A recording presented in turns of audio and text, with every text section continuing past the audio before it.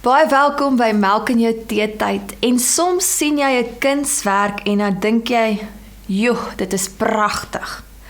En dan kyk jy partykeer na 'n kunswerk en dan vra jy jouself af, wat het deur hierdie kunstenaar se gedagtes gegaan? Wat was die persoon se ervaring, emosies?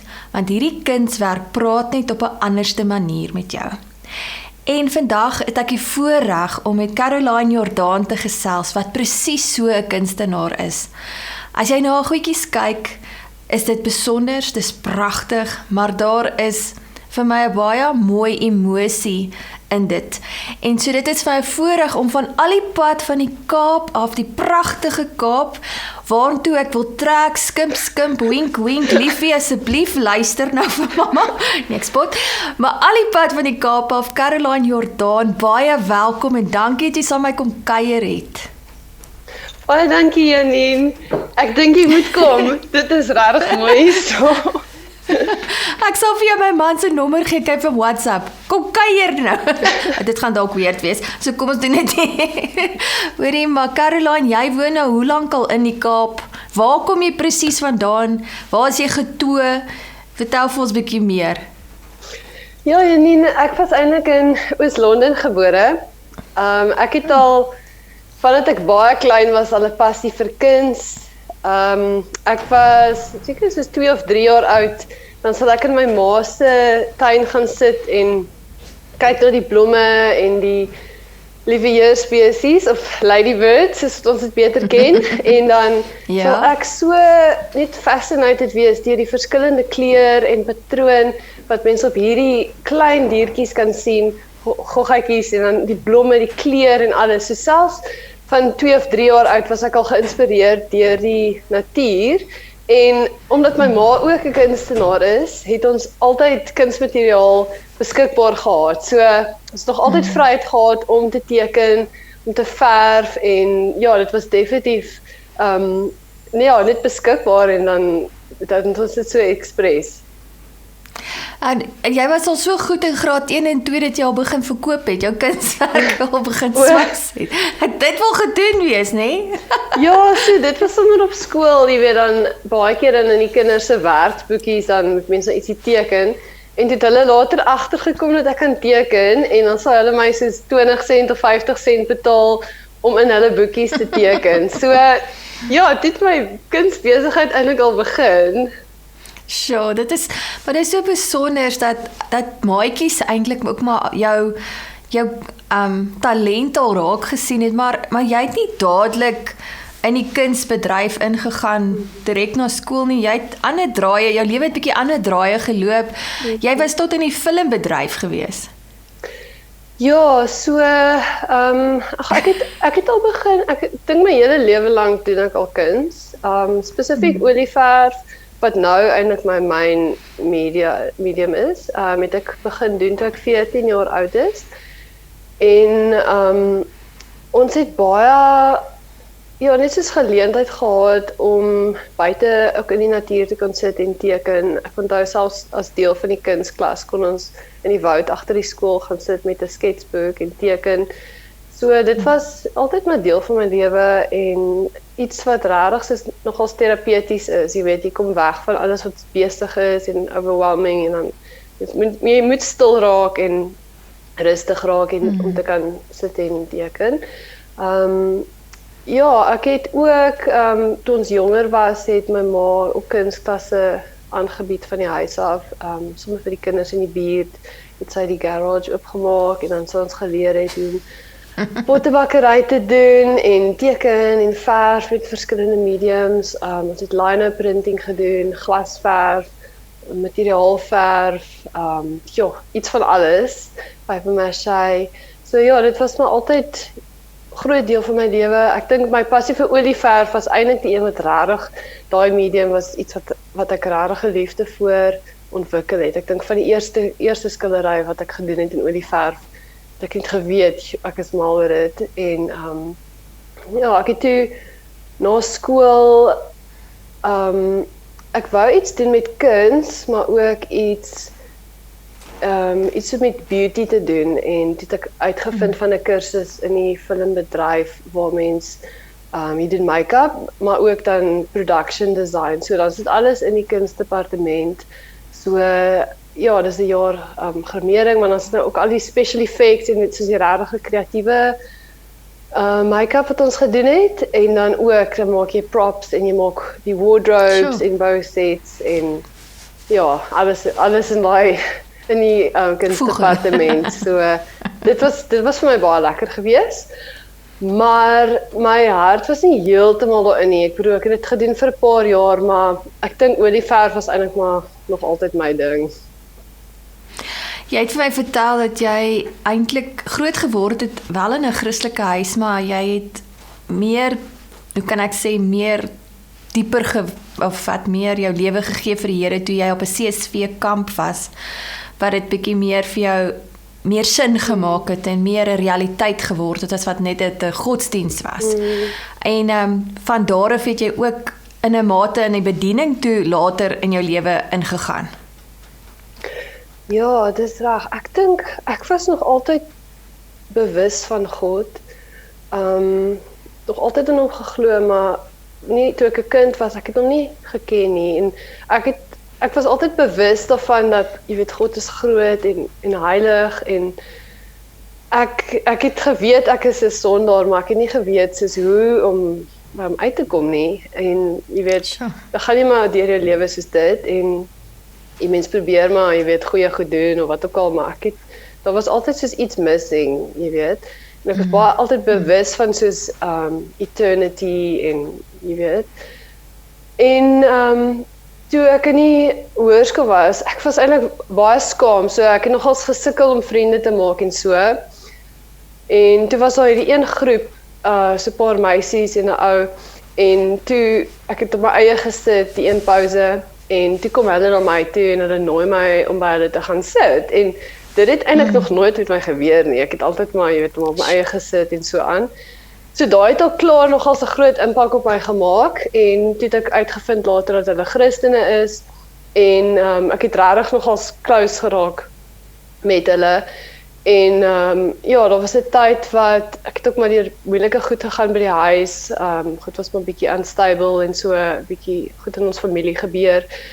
En ja, ek dink ek was net soos my hart was net dalk nogals gebreek en ek dink ek het net iets gesoek, maar nie geweet waar om dit te kry nie, jy weet, daar's 'n leemte. Maar in elk geval toe word ek genooi na hierdie CSV kamp toe. En ek gaan toe maar net saam en ek van nou net, jy weet, lekker met my nuwe vriende uithang en net myself geniet. En jy weet, ons het nog altyd so kerk toe gegaan en so aan, maar ek het nie die Here daar ontmoet nie. Ek het gedink, jy weet, ons sing maar net liedjies en jy weet, mense hoor nou die woord en so aan. Maar daai dag op die kamp, toe was dit ook gedurende die worship. En ek het net besef dat ons sing nie net liedjies nie, dat God is real, hy is lewendig en hy is hier en ek kon sy teenwoordigheid gevoel het, ek het geweet dat, jy weet, hierdie God van wie ek altyd gehoor het en so aan, dat hy is regtig lewend en hy is hierso. En toe het hulle net baie eenvoudig verduidelik, jy weet, die gospel, daar is soos 'n illustrasie, jy weet, ek is 'n visual persoon, ek moet iets kan sien. Toe teken hulle 'n prentjie en dit was soos van hierdie hulle noem dit 'n bridge. Dan aan die een kant wys dit soos hierso is ons en hierso is God en daar is hierdie groot soos 'n kloof in die middel en daar's geen manier wat ons in ons eie krag by hom kan uitkom nie. Maar Jesus het gesterf vir ons sonde, dat deur Jesus kan ons daai verhouding hê met God en toe maak dit soos hierdie brug. Dat deur Jesus kan ons daai verhouding hê. Dit is vir my soos alles verander. Hulle het ons genooi om toe soos 'n commitment te maak aan die Here as ons hom wil volg.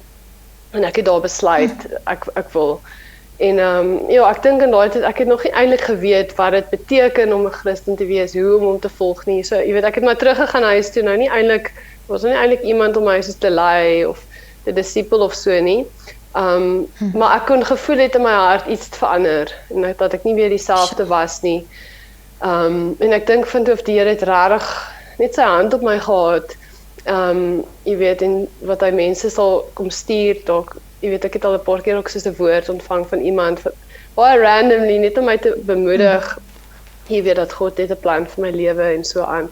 Maar ja, dit was eers 'n hele paar jaar na dit, jy weet, maar wye draaie geloop en so, toe ek eintlik besluit het in 2010 eers, toe was dit soos, okay, ek moet kies om die Here te volg, jy's in of jy's uit, jy weet, mens kan nie so een voet in die wêreld en dan leef jy nog steeds soos wat jy wil nie.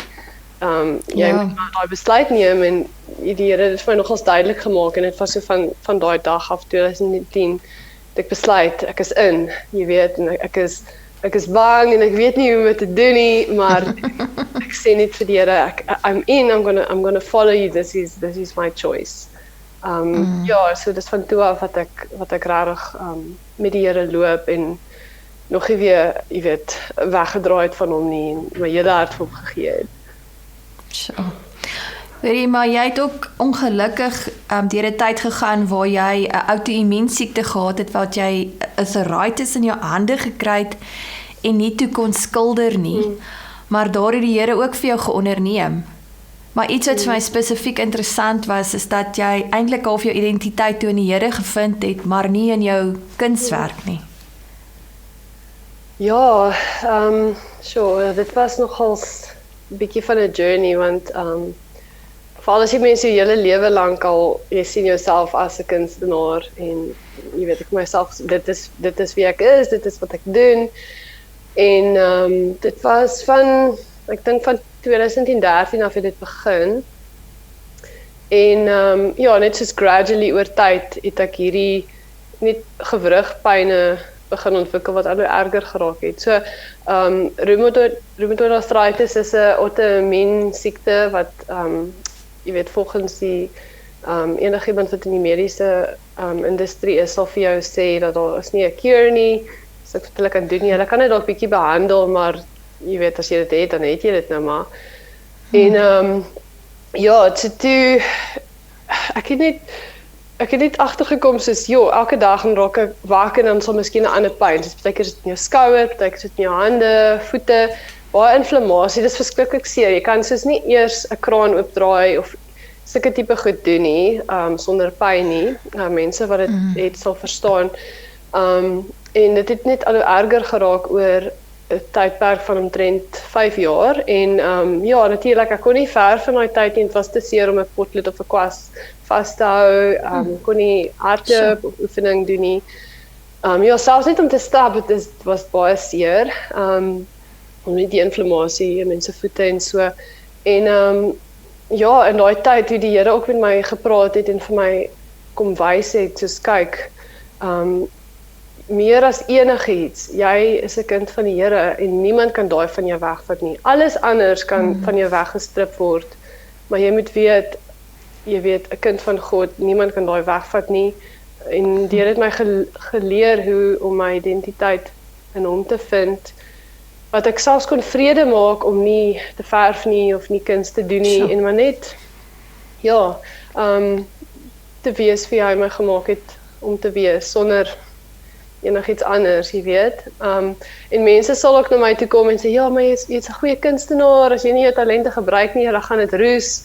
Jy weet sulke goed, moenie jou talente begrawe nie, maar ek het geweet ek kon nie, en dit was nie die seisoen daarvoor nie, en ek dink die Here het ook vir my baie vrede gegee daarmee, wat ek het geweet, soos, as God hierdie talent vir my gegee het, he is able to keep it, en as dit sy wil is vir my om dit eendag weer te gebruik, then he will enable me to do it, en ek is net soos, dis nie, it's not up to me om dit soos in stand te hou nie, jy weet, natuurlik mense moet faithful wees daarmee, maar ek het geweet, dit was nie vir daai seisoen nie, en die Here het ook vir my 'n baie duidelike woord gegee die een dag, want ek het so lank voordat ek die arthritis gehad het, ek baie gefokus op my tegniek en my portfolio reg te kry, baie gefokus op my kuns, en toe het hy vir my kom sê, jy het vir lank genoeg het jy nou op jou tegniek gefokus, maar nou is dit tyd om op jou hart te werk. Ek wil nou op jou hart fokus, so, ja, so, dit is wat gebeur het, maar na daai 5 jaar, ek het baie gebid, baie mense uit die kerk het op vir my gebid vir genesing, dit was regtig nogal 'n journey, en dit is iets wat ek was nie net okay om dit net te aanvaar nie. Ek dink in my hart het ek net soos Lord, this is not okay and I'm going to keep trusting you for this healing until it comes. No matter, even as dit my hele lewe lank vat, ek gaan aanhou om vir u te vertrou vir hierdie genesing, ek gaan aanhou om u te soek vir dit en dan ek gaan nie, dit is nie net vir my, ek gaan dit nie net aanvaar en dis nou maar my lot nie. Ek sê I'm going to press in. I'm going to keep seeking you. En dan kry jy heeltyd daai discouragement want dan elke dag word jy wakker en is die pyn maar nog daar, maar dit is nie soos I'm going to keep seeking you. Elke dag is dit daai met jou battle. En toe die een dag, ek was soos in die jeugbediening gewees en dan sit 'n klomp verskillende kerke en dan vat ons die tieners, toe vat ons hulle die een keer na hierdie event toe en ek het nog nie die pastoor ontmoet vir daai dag daar gepraat het nie. En klomp van die tieners gaan vorentoe want hy het nou 'n uitnodiging gegee as enigiemand soos enige stress-related symptome het, soos partykeer dan daai ringing in your ears of jy weet migraines, whatever it was, en toe gaan hulle almal vorentoe en ek is ook daar en ek bid vir die een meisie en net soos na dit toe hoor ek die pastoor sê ja en daar's iemand hierso elke oggend word jy wakker met hierdie joint pains en hy beskryf dit soos presies en ek weet hoe dis vir my.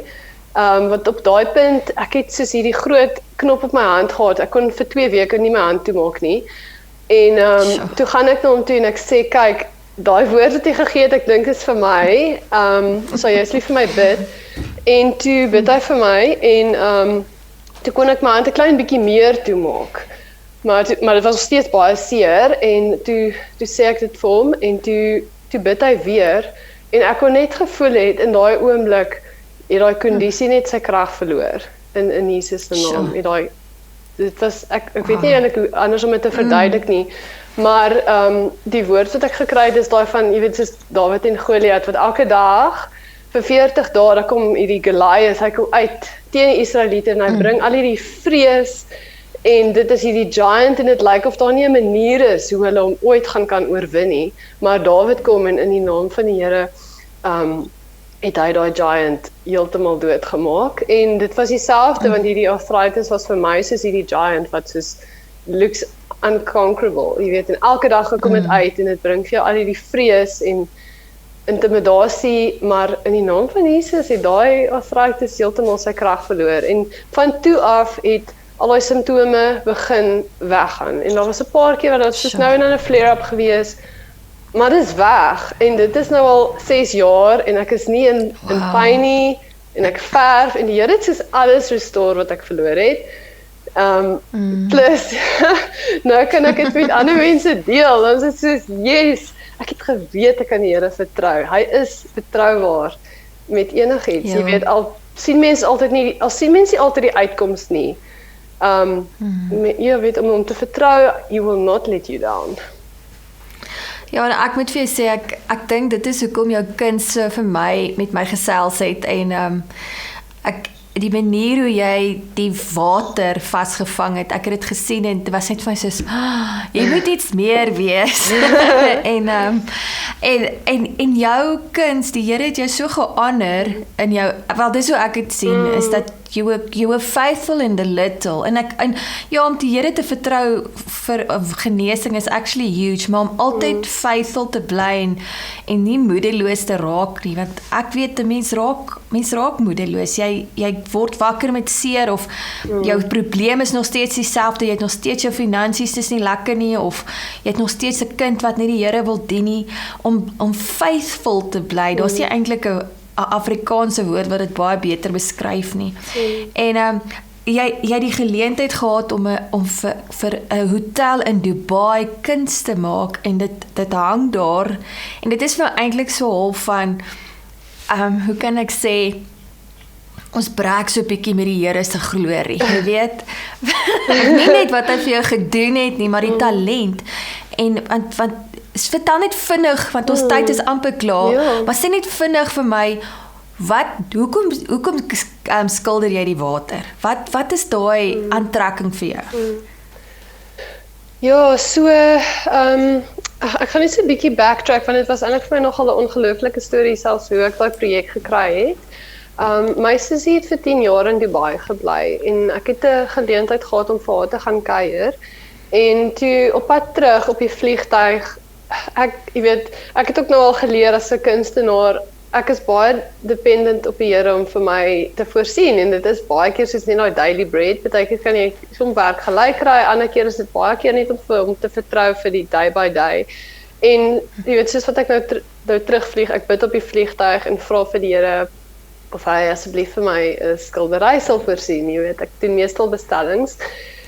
En ek vra vir daai een skildery en ja, soos wat ek in my huis instap, eerste boodskap op my foon is van 'n art agency in Dubai wat vra vir 7 paintings vir 'n nuwe projek vir 'n hotel wat hulle bou. Maar ek het nog nie geweet wat se hotel dit gaan wees nie, maar ek was so dankbaar vir die Here en ek vra vir een en hy gee hy vir my 7. Hulle het eintlik gevra vir 'n watertema. Maar ek moet sê hierdie watertema het baie met my ook gepraat dat ek eintlik aangehou het met hierdie series van die waterskilderye. Want in die Bybel, jy weet, living water is dis 'n groot tema.